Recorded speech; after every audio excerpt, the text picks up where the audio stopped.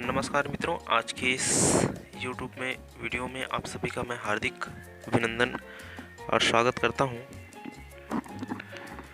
आज हम एक नई जानकारी के साथ पुनः आप लोगों को इस YouTube वीडियो के माध्यम से रूबरू हो रहे हैं। तो आज का जो टॉपिक है वो है बल।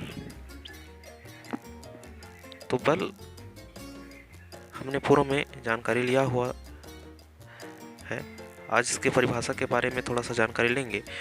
तो बल वह बाह्य कारक है जो वस्तु की विरामावस्था में अथवा गति अवस्था में अथवा आकार एवं आकृति में परिवर्तन कर देता है या परिवर्तन करने का चेष्टा करता है, ये बल कहलाता है। या दूसरे शब्दों में कहें तो बल वह धकेल या खिंचाव है जो किसी वस्तु में गति उत्पन्न करता है, बल कहलाता है। तो इस प्रकार से बल की परिभाषा दी जाती है। भारी संदूक को सर्व करने के लिए तथा दरवाज़ा खोलने या बंद करने के लिए आप उसे धकेलते या खींचते हैं। आइए बल का मात्रक देखें। तो बल का मात्रक न्यूटन है और इसे महान वैज्ञानिक सर आइजैक न्यूटन के सम्मान में रखा गया है और संक्षेप में इसे एन से व्यक्त करते हैं। आइए थोड़ा सा आइजैक न्यूटन के बारे में थोड़ा जानकारी लें। तो आइजैक न्यूटन कौन थे और क्या है? तो आइजैक न्यूटन एक प्रसिद्ध भौतिक शास्त्री तथा गणितज्ञ थे।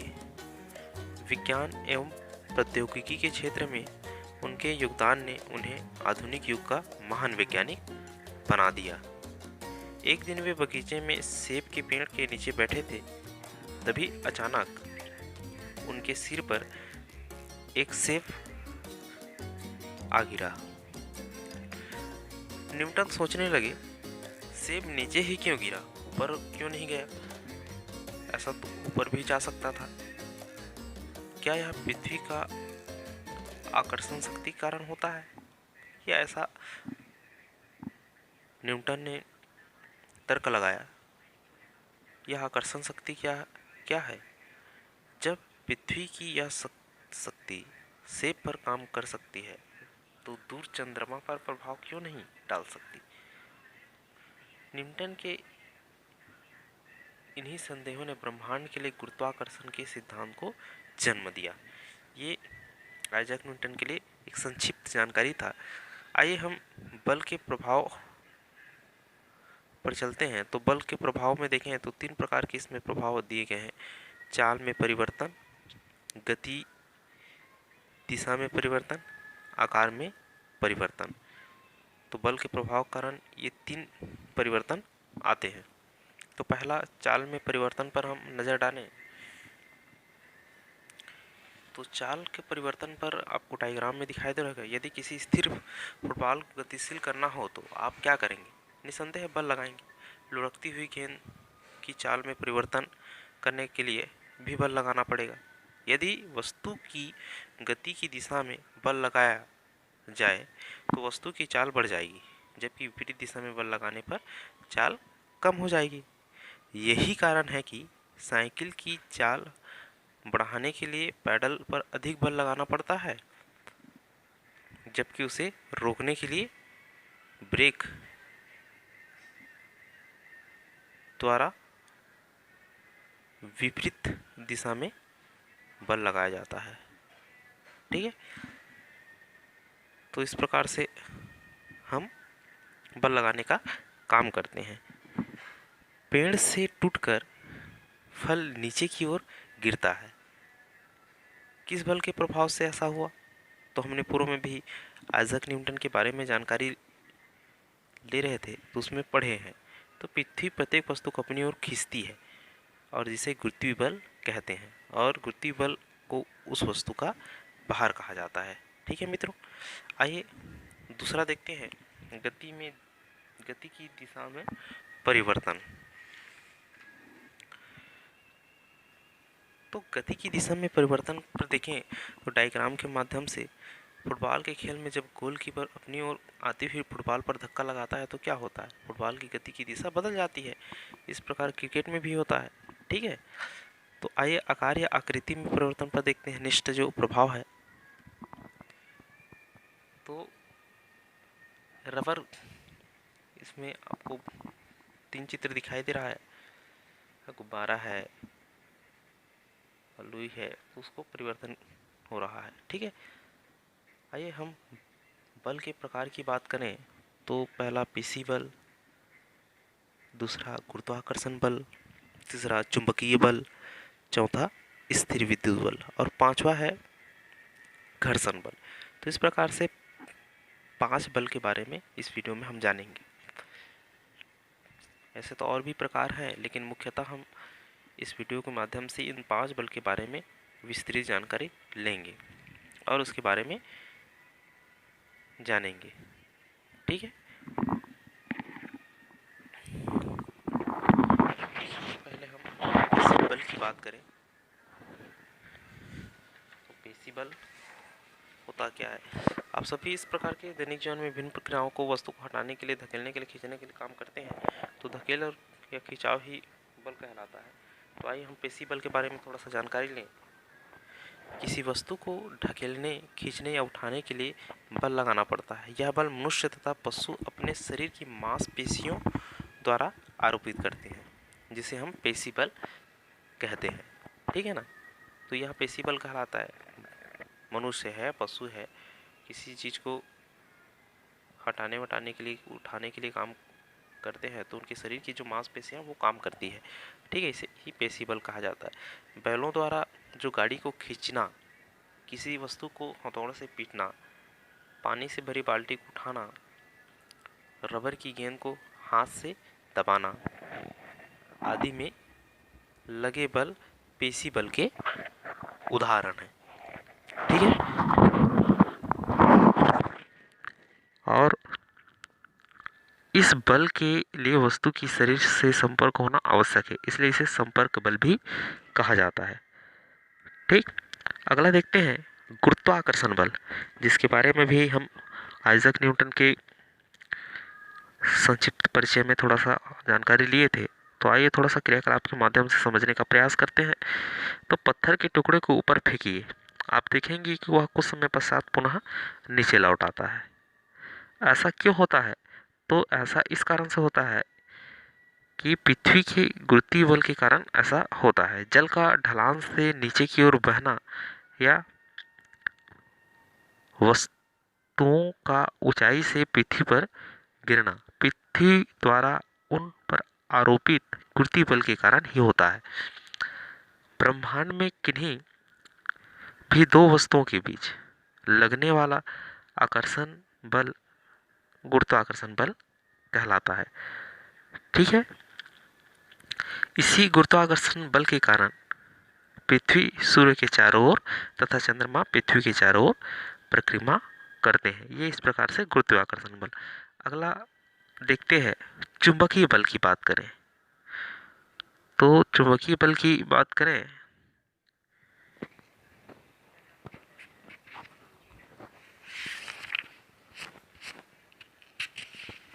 चुंबकीय बल को देखते हैं। तो चुंबकीय बल दो क्रियाकलाप द्वारा समझने का प्रयास करें। दो दंड चुंबक ले लीजिए, एक चुंबक को टेबल पर रखिए तथा दूसरे चुंबक को एक सिरे को टेबल पर रखिए चुंबक के किसी एक सिरे के पास लाइए। अब दूसरे चुंबक के इसी सिरे को टेबल पर रखें, चुंबक के दूसरे सिरे के पास लाइए। अब देखना है क्या होता है। तो इन दोनों क्रियाओं में एक बार आकर्षण और दूसरी बार प्रतिकर्षण नजर आएगा। ठीक है, चुंबक द्वारा आरोपित इस आकर्षण या प्रतिकर्षण के बल को चुंबकीय बल कहा जाता है। ठीक है, गुरुत्वाकर्षण बल और चुंबकीय बल में वस्तु का प्रत्यक्ष संपर्क होना आवश्यक नहीं है। जैसे पेशी बल में वस्तु का संपर्क होना आवश्यक होता है, लेकिन गुरुत्वाकर्षण बल और चुंबकीय बल में वस्तु का प्रत्यक्ष संपर्क होने की आवश्यकता नहीं है। इस कारण इस प्रकार के बलों को असंपर्क बल कहा जाता है। ठीक है, प्रश्न में कभी कभी ऐसा पूछा जाता है संपर्क बल क्या है या असंपर्क बल क्या है। तो संपर्क बल को आपको समझ में आ गया होगा, और असंपर्क बल भी समझ में आ गया होगा। संपर्क बल में वस्तु को संपर्क होना पड़ता है और असंपर्क में नहीं होना पड़ता, दूर से ही बल लगाया जाता है। अगला है स्थिर विद्युत बल। तो स्थिर विद्युत बल को आइए क्रियाकलाप द्वारा समझने का प्रयास करते हैं। एक प्लास्टिक की कंघी को सूक्ष्म बालों पर चलाकर छोटे छोटे कागज के टुकड़े के पास लाइए। आप देखेंगे कि कागज के टुकड़े को कंघी आकर्षित करने लगती है। इस प्रकार कांच की छड़ को रेशम के कपड़े में रगड़कर कांच के टुकड़ों के समीप लाइए, तो आप वह भी कागज के टुकड़ों को आकर्षित करने लगता है। क्या कभी आपने इस पर विचार किया है, ऐसा क्यों होता है?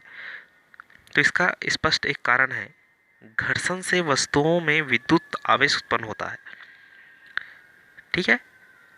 और यह कहें कि वस्तु इस प्रयास से आवेशित हो जाती है और छोटी छोटी वस्तुओं को अपनी ओर आकर्षित करने लगती है। इस प्रकार सरसों के कुछ दाने को एक प्लास्टिक की प्लेट पर रखें। अब यदि उन्हें रगड़ कर छोड़ दिया जाए तो सरसों के दाने एक दूसरे से दूर भागते हैं, किंतु प्लास्टिक की प्लेट से चिपके रहना चाहते हैं, ठीक है। आकर्षण या प्रतिकर्षण के इस बल को स्थिर विद्युत बल कहा जाता है।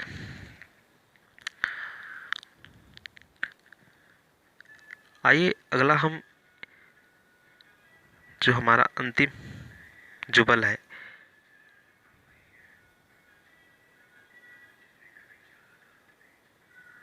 उसके बारे में अगले वीडियो में हम जानेंगे। आज देखते हैं आज दाब। एकांक क्षेत्रफल पर लगने वाले बल को दाब कहा जाता है, ठीक है। दाब का जो SI मात्रक है न्यूटन प्रति वर्ग मीटर है, जिसे N/मीटर वर्ग मीटर द्वारा व्यक्त किया जाता है। इस मात्रक को पास्कल भी कहते हैं, ठीक है। आइए थोड़ा सा हम दाब के बारे में जानने का प्रयास करें। तो नुकीली आलपिन से एक साथ रखे गए कागजों को भेदा जा सकता है, जबकि टूटे नोक वाली आलपिन से कागजों को भेदना आसान नहीं होता। ऐसा क्यों होता है? प्रथम स्थिति में आलपिन की नोक का क्षेत्रफल कम होता है तथा बल का प्रभाव कम क्षेत्रफल पर अधिक पड़ता है। द्वितीय स्थिति में क्या होता है, जो आलपिन का जो नोक होता है उनका जो क्षेत्रफल अधिक होता है, अतः बल का प्रभाव अधिक क्षेत्रफल पर कम पड़ता है। तो स्पष्ट है कि क्षेत्रफल कम होने पर बल का प्रभाव अधिक होता है, और ठीक है, और बल के प्रभाव की माप दाब से की जाती है, ठीक है। हमने परिभाषा भी देखा और इसके बारे में थोड़ा जाना भी। आइए हम बात करते हैं तरल पदार्थों पर दाब का।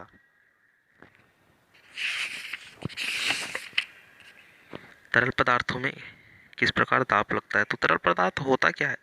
तो बहने वाले जो पदार्थ होते हैं उनको तरल पदार्थ कहा जाता है। गैस और द्रव दोनों ही तरल पदार्थ हैं, ठीक है। वायुमंडल की वायु चारों ओर दाब डालती है। वायुमंडल की द्वारा आरोपित दाब को हम वायुमंडलीय दाब कहते हैं, ठीक है। इसका मान लगभग 100 किलो पास्कल होता है। जो दाब डालती है उसका जो मान है लगभग 100 किलो पास्कल होता है, ठीक है। अब क्रियाकलाप में देखें तो क्रियाकलाप में बताई गई है कि पतली चादर वाले टीन का एक वायुरुद्ध डिब्बा लीजिए और ढक्कन निकालकर उसमें थोड़ा सा पानी भर लीजिए, उसे गर्म कीजिए जिससे उसमें भरा पानी खौलने लगे और डिब्बा भाप से पूरी तरह भर जाए।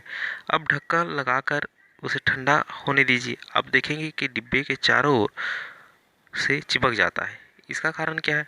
तो गर्म करने के पहले डिब्बे के अंदर और बाहर की जो वायु है वो डिब्बे की दीवार पर समान दाब डाल रही थी। पानी के खौलने पर वायु का जो स्थान भाप ने ले लिया। ठंडा करने पर अधिकांश भाप पानी में बदल गई। फलस्वरूप डिब्बे के अंदर का दाब वायुमंडलीय दाब से कम हो गया, अतः डिब्बा जो है चिपक गया। वायुमंडल में ऊपर जाने पर वायु की जो मात्रा है वो घटने लगती है, जिसके कारण वायु दाब में कमी होने लगती है। यही कारण है कि ऊंचे पहाड़ पर जाने वाले व्यक्ति बेचैनी का अनुभव करते हैं। कभी कभी नाक से खून भी बहता है और पृथ्वी हमारे शरीर की रक्त वाहिनियों में बहने लगता है। ठीक है, आगे देखें तो द्रवों का दाब। द्रवों को जिस बर्तन में रखा जाता है, द्रवों का जो दाब देखें तो द्रव में जिस बर्तन में रखते हैं तो द्रव जो है उस बर्तन की दीवार अथवा तली पर दबाव डालता है और गहराई के साथ दाब डालता है। तो आइए क्रियाकलाप में देखते हैं। तो लगभग 30 सेंटीमीटर लंबी भुजाओं वाली एक यू नली लीजिए। इस नली को चित्र में जिस प्रकार से दिखाया गया है उस भांति लकड़ी के एक तख्ते पर जड़ दीजिए। नली में कुछ जल भरिए। आप देखेंगे कि यू जो नली की दोनों भुजाएं में जल का जो तल है समान ऊंचाई पर रहता है और यू नली की एक भुजा से लगभग 20 सेंटीमीटर लंबी रबड़ की नली लगा लीजिए। रबड़ की नली में धीरे से कुछ हवा फूकिए। आप देखेंगे कि यू नली की जिस भुजा में हवा फूकी जा रही है या फूकी गई है उसमें वायु का दाब अधिक हो जाने के कारण जल का जो तल नीचे चला जाता है। अब धीरे से रबड़ की नली द्वारा कुछ वायु हवा मुंह से खींचकर बाहर निकाल लीजिए और यू नली की उस भुजा में जल का स्तर ऊपर उठ जाता है। यह उपकरण मैनोमीटर, दाब गेज जिसको कहा जाता है, का सिद्धांत को दर्शाता है। इस उपकरण का उपयोग दाब के अंदर को मापने के लिए किया जाता है। ठीक है, समुद्र के अंदर जल दाब डालता है तो ज्यों-ज्यों हम समुद्र के अंदर गहराई में जाते हैं जल का दाब बढ़ता जाता है। यह कारण है कि समुद्र की गहराई में जाने वाले गोताखोर विशेष प्रकार का सूट पहनते हैं। ठीक है, और वायुमंडलीय दाब को बैरोमीटर से मापा जाता है। वाहनों के पहियों में हवा का एक निश्चित दाब रखा जाता है और पहियों में हवा का दाब मापने वाले उपकरणों का उपयोग वाहनों के पंचर बनाने एवं पहियों में हवा भरने वाली दुकानों में होता है। तो इस प्रकार से हम क्रियाकलाप द्वारा द्रवों का दाब को समझ सकते हैं। तो ध्यान में रखेंगे मैनोमीटर। ठीक है, जो यू आकार की नली में हम जल भरकर फूकने का काम कर रहे थे, है ना, फिर खींचने का काम, तो इस प्रकार जो उपकरण है उसको मैनोमीटर कहा जाता है या दाब गेज या मैनोमीटर की भांति कार्य करता है। आइए हम कुछ वाहनों के टायरों में आवश्यक जो वायु दाब होता है उसके बारे में जानने का प्रयास करते हैं। तो कुछ वाहनों के टायर में जो वायु दाब होता है वो स्कूटर में देखें तो 110 से 190 kPa, है ना, किलो पास्कल, और कार में 140 से 170 किलो पास्कल, और ट्रक जो होता है 450 से 530 पास्कल। ये वाहनों के जो टायर में आवश्यक वायु दाब होते हैं। ठीक है ना, इस प्रकार से हवा डाली जाती है और ये मैकेनिक लोग होते हैं उसको स्पष्ट रूप से जानकारी रखते हैं। तो आज की इस वीडियो में मेरे प्रिय विद्यार्थियों और मेरे फ्रेंड्स बस इतना ही। आने वाले वीडियो में आपको एक नई जानकारी के साथ पेश होऊंगा। तब तक के लिए आप सभी से को धन्यवाद।